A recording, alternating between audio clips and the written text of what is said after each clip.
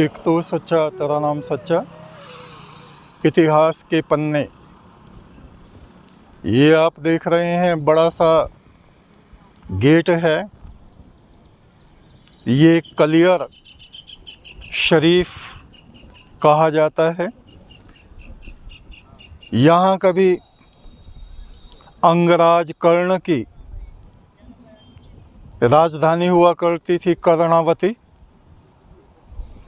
ये बड़ा सा गेट उसी किले का गेट है जो कालांतर में टूट फूट के इस तरह से हो गया है। और आप देख सकते हैं इधर जो ये पेड़ से खड़े हैं, ये किले की दीवार आ रही है।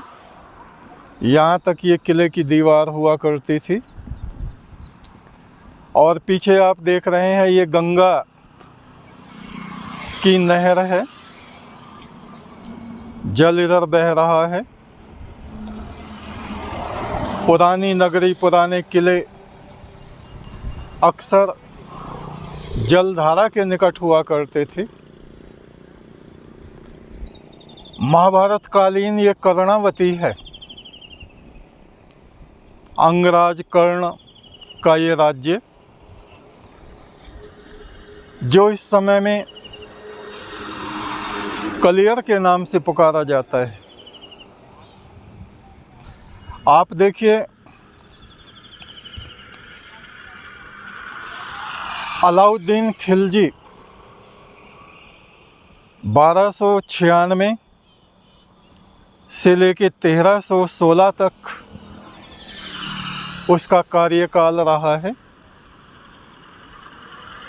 उस समय वो दिल्ली पर शासन करता था। मलिक काफूर उसका सिपह सालार हुआ करता था, सेनापति हुआ करता था, और जिस पे वो बड़ा आसक्त रहता था, अलाउद्दीन खिलजी। उस समय वहाँ दिल्ली में जो सूफी संत थे, उन्होंने खिलजी को उकसाया कि वहाँ गंगा की नहर के किनारे पुराने मंदिर हैं, सूर्य मंदिर हैं, जहाँ पे सोने चांदी के बुत हैं। लिहाजा आप वहाँ जाएं, सेना लेके आक्रमण करें और काफिरों के मंदिरों को तोड़ ताड़ के, सोने चांदी को पिघला के, नमाज पढ़ने वालों के लिए आफताबे यानी वजू करने के लोटे बनवा दें। और ऐसा ही हुआ। हजारों लाखों लोगों का नरसंहार यहाँ पे किया गया और एक प्रसिद्ध हिंदू राज्य को मुस्लिम स्थली में बदल दिया गया। भारतवर्ष में 7वीं शताब्दी से आक्रांताओं के आक्रमण शुरू हुए। मोहम्मद बिन कासिम 7वीं शताब्दी से उसने आक्रमण शुरू किए और 18वीं शताब्दी तक ये विनाश चलता रहा, हिंदुओं का धर्मांतरण। हम उत्तराखंड की सरकार से, भारत सरकार से ये अनुरोध करते हैं, अपील करते हैं, वो इस हिंदू संस्कृति को बचाने के लिए कुछ यहाँ पे करे। कुछ और भी अवशेष हम आपको दिखाएंगे जो कि राजा कर्ण के समय के एक मंदिर है और कुआं है, उस तरफ हम आपको ले जाएंगे। 12वीं 13वीं शताब्दी में हजारों लाखों हिंदुओं का यहाँ नरसंहार हुआ था। उन आत्माओं की शांति के लिए हम उनका तर्पण कर रहे हैं। ओम सर्वपित्राय नमः, सर्वदेवाय नमः, पारब्रह्म परमेश्वराय नमः। ओम शांति शांति शांति।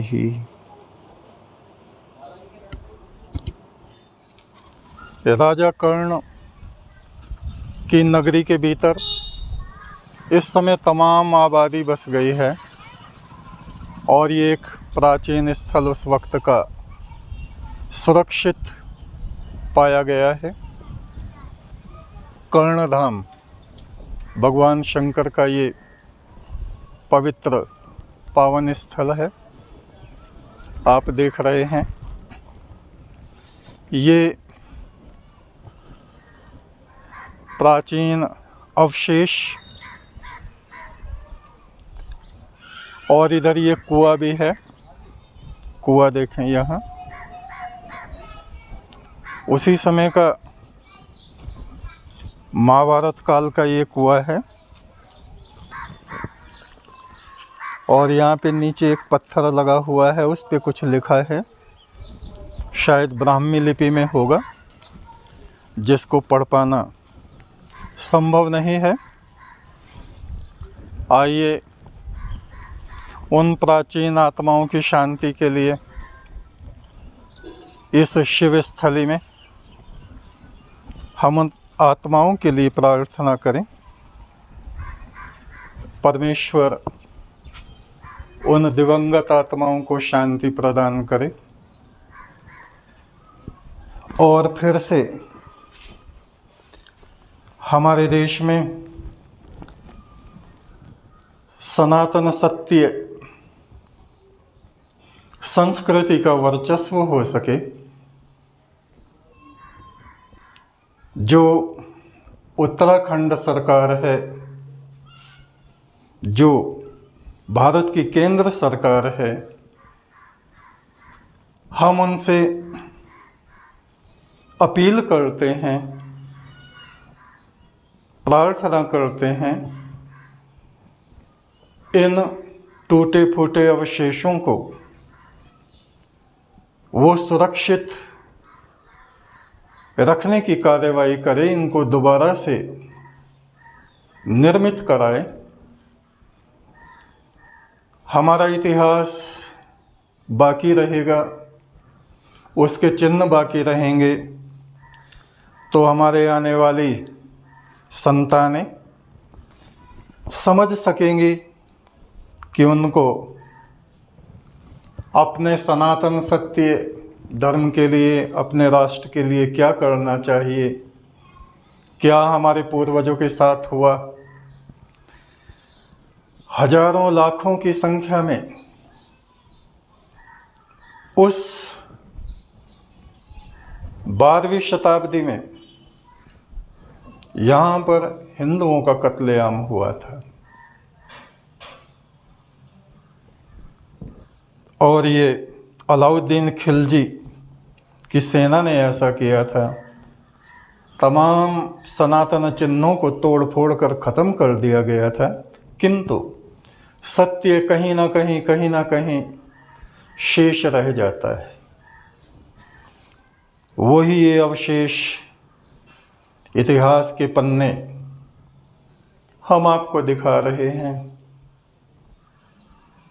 परमेश्वर करे हमारे भारतवर्ष में फिर से देव संस्कृति का वर्चस्व हो। वर्चस्व अब भी है, हमें केवल समझना बाकी है कि हमारा कर्तव्य क्या है और हमें करना क्या है। हमारे भारद्वाज जी प्रशंसा के पात्र हैं, धन्यवाद के पात्र हैं। जी विपिन जी धन्यवाद के पात्र हैं आप लोग। आप इस धरोहर को बचाए हुए हैं, यहाँ कार्यक्रम करते रहते हैं और इसके पुनः निर्माण के कार्य में आप लगे हुए हैं। आपको बार बार साधुवाद है, धन्यवाद है। राजा कर्ण यहाँ से कुछ दूर चंदा ताल में स्नान करने के लिए जाया करते थे। वो भी कहीं कोई गांव है औरंगाबाद, उसके निकट है। आप देख सकते हैं कलियर यानी अंगराज कर्ण की कर्णावती नगरी और उसका ये स्नान घाट, ये राजा कर्ण के किले का एक महत्वपूर्ण हिस्सा हुआ करता था। और आज आप यहाँ पर अनेक अनेक दरगाहें, मज़ारें देख सकते हैं। समय बदलता है तो पता नहीं क्या क्या बदल जाता है। 12वीं और 13वीं शताब्दी में अलाउद्दीन खिलजी ने यहाँ पर मारकाट मचाई थी।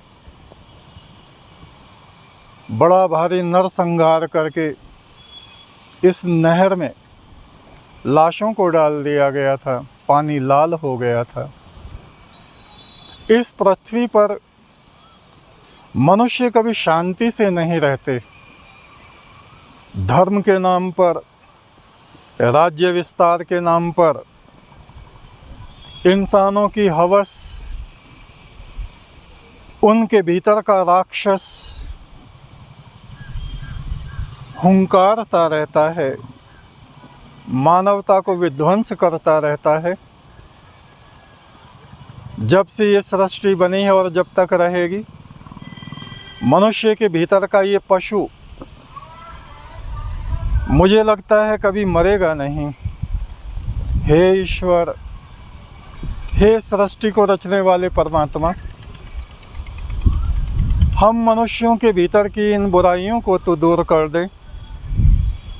अपने देवत्व, अमृत और मानवीय प्रेम की कुछ बूंदें तू हमारी आत्मा में डाल दे, जिससे इस पृथ्वी पर हम लोग आपस में प्यार से रह सकें। इंसान की दुख तकलीफ़ों को समझ सके।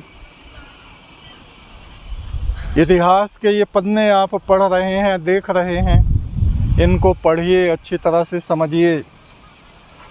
और हम इंसानों का क्या कर्तव्य है, इस बात को भी हमें अच्छी तरह से समझ लेना चाहिए। हे पार ब्रह्म परमेश्वर, तू सच्चा है, तेरा नाम सच्चा है।